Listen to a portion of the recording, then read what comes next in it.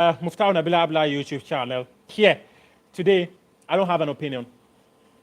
I want you to just tell me anything. Let me hear what you have to say. Let me just hear you. This is one of Ghana's worst AFCON outings since 2006, where the team was knocked out of the group stages after losing to Zimbabwe. So this is it. It is the third time Ghana gets knocked out of the group stages. It's the fourth time, actually. Ghana got knocked out of the group stages in the African Cup. The first was on 11 March 1984. Ghana got knocked out after losing 1-0 to Malawi. Ghana then was the defending champions of the African Cup of Nations. On 16 February 1998, Ghana lost to DR Congo and were knocked out of the tournament. It was the Abedi Pele generation. On 31st January 2006, Ghana lost 2-1 to Zimbabwe and exited the tournament. On January 18, 2022, Ghana loses 3-2 to Comoros Islands, and they're out of the African Cup of Nations 2022. The belief of everyone was that Ghana was going out there to win the African Cup of Nations. The belief of everyone was that Ghana was going to end its 40 years of failure to win the African Cup of Nations. And guess what? Ghana had its worst ever showing in the African Cup in 16 years. In 16 years. So today, tell me, what caused Ghana's exit from the African Cup of Nations? Share with me your thoughts. What caused Ghana's exit from the African Cup of Nations? I'm standing by to hear from you. I'm standing by to read from you. You make this conversation what it is. So yeah, I'm here for us to have a conversation. Tell me, share with me your thoughts. Anything we could have done better? Anything we need to do better? What should be the next line of action for the Ghana Football Association? Should they keep Milovan Rajvac? Should they sack Milovan Rajvac? Tell me your position. Let me know. Let's move on. Yes, it is Ghana's AFCON doomsday. Out of the tournament after picking just 1 point out of 9, losing 3-2 to Comoros Islands. And this is a tournament where the underdogs have been quite incredible. The Gambia, the Sierra Leone, Comoros, Equatorial Guinea. Yeah, they've all been beating the big guns in the tournament's football. So what next for Ghana? So let me just say something simple.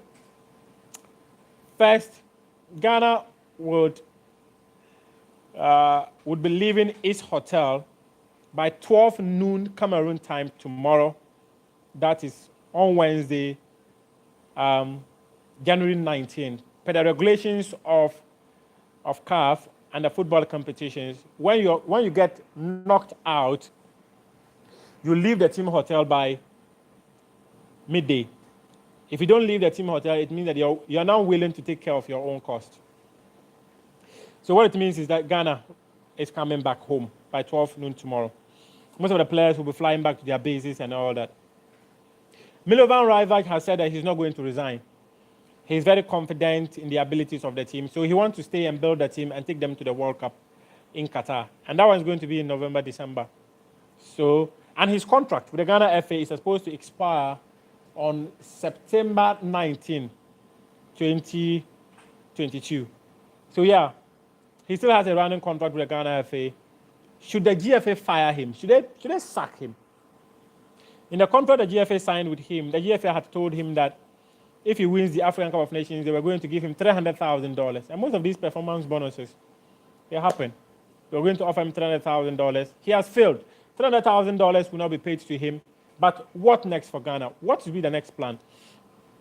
Many of you might have seen a video I put up earlier about Kudus Mohammed, who was not going to be part and all that. So yes, Kudus Mohammed, his club Ajax Amsterdam wrote an email to me and told me that he was only fit to train and not fit to play football. So yeah, that is basically it.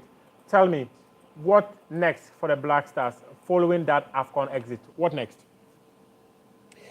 I have about 5 of you here watching the conversation, and I'd like to hear from you. I'd like to hear from you. Tonight, it is your night. It's a night. I've had other people say that the GFA should have kept faith with Milo, with CK Akono to take us to the AFCON. And then there are others who say that we should bring back Kwesi Appiah. Others are also blaming Anas and Mayao Anas. It's quite complicated to tell.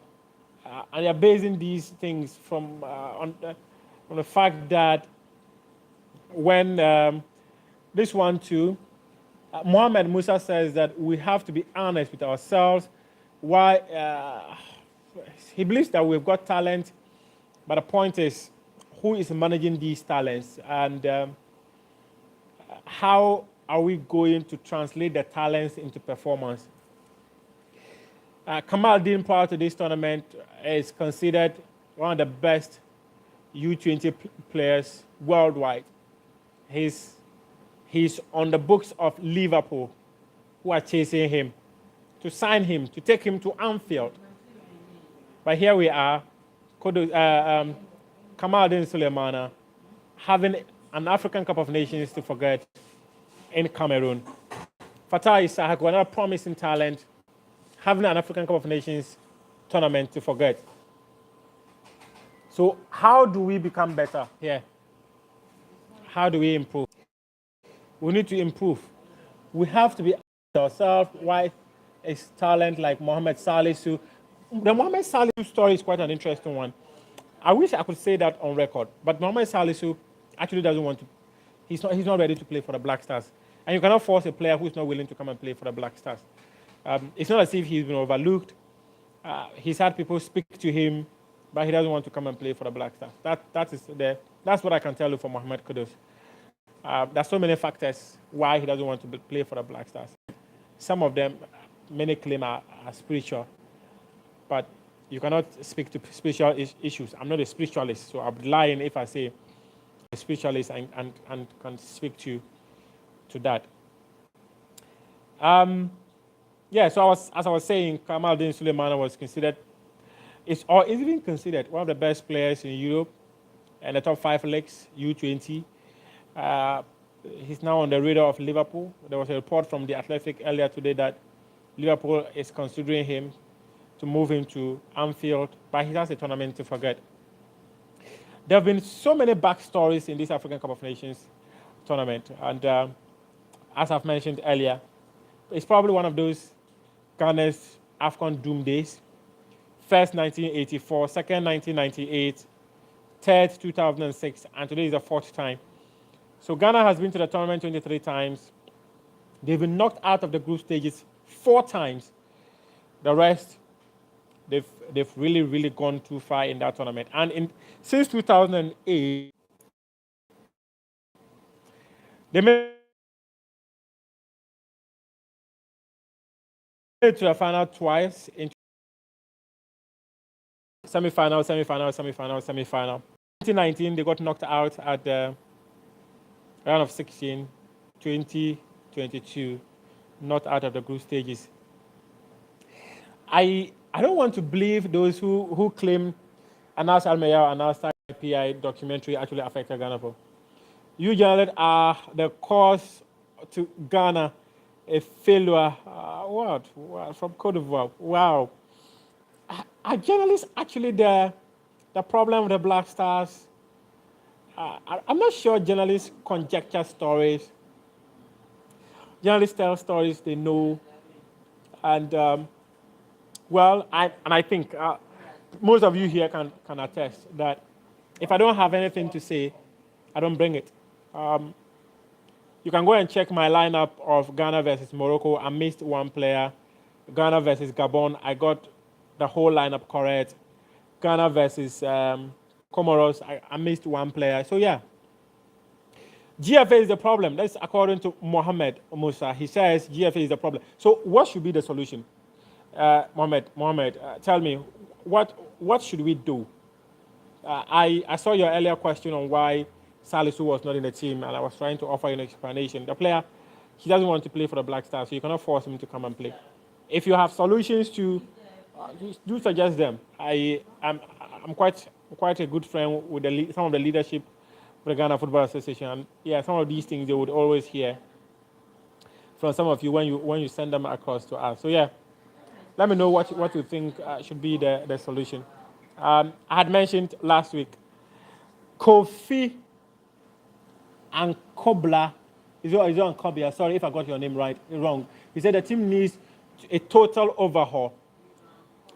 I'm not sure a total overhaul is the solution. I'm not sure there's any coach who would come and will not call Thomas Partey.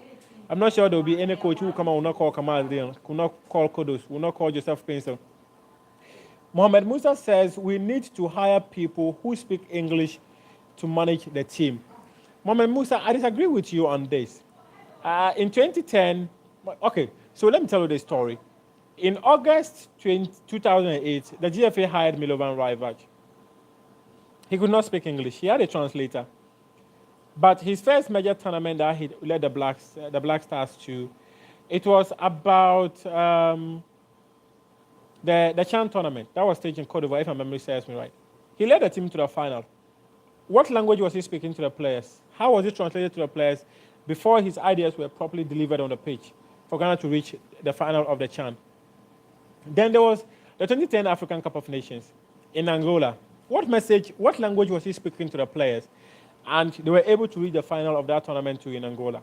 What language was he speaking to the players in the 2010 World Cup in South Africa? And the team was able to reach the quarterfinal of that World Cup. So I clearly don't think it's a language barrier. If it was a language barrier, we probably would not have this precedent to use that to say that, okay, there have been success before, so this failure can be attributed to that, since we've had that success before. So I clearly don't think it is. I disagree with you, Mohammed. I think, okay, so let me suggest what I think should be the solution to the Black Stars. There are so many players who feel the quality in the team is at its lowest ebb.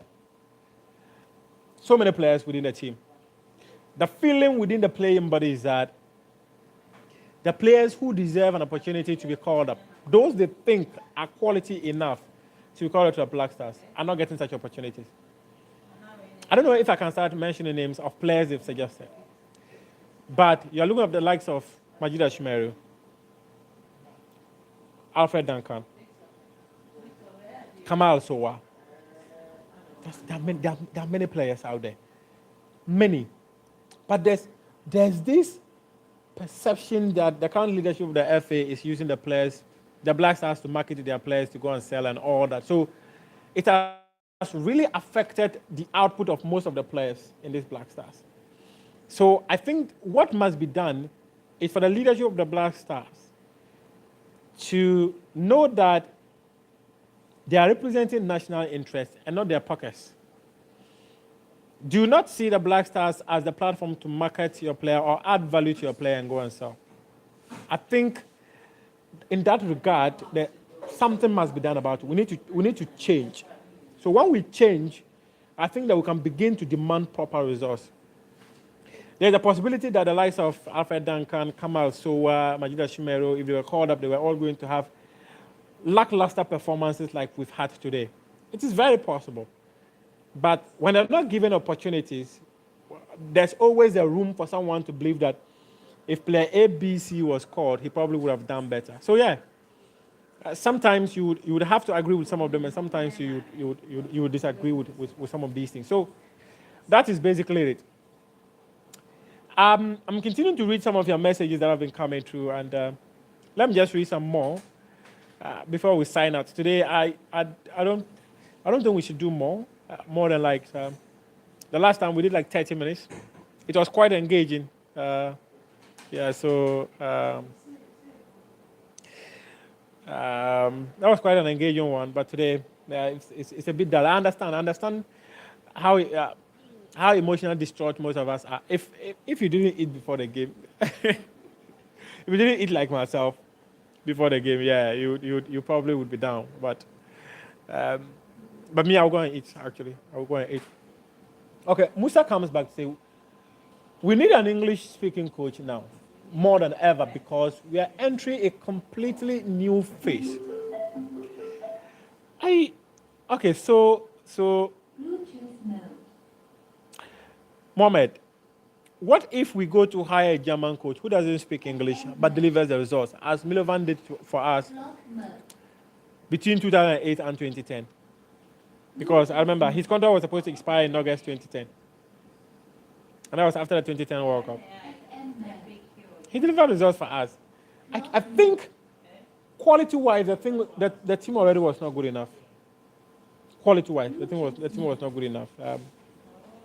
We can only hope to do better next time. The next African Cup of Nations is 2023 in Cote d'Ivoire. So we just need to revise our nose, restructure ourselves, do better. The team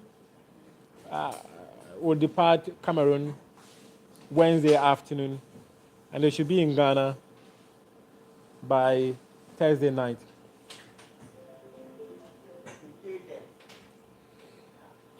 They should sack him. Yeah, I get that. Lucky Wish says that language isn't the issue, bro. Yeah, I think language is actually not the issue. I just think quality-wise, we have individuals, but as a team, they're not that good. Gone are the days the Black Stars was so good. The GFA president said he will be part of the selection of coach, and he can't work with his enemies.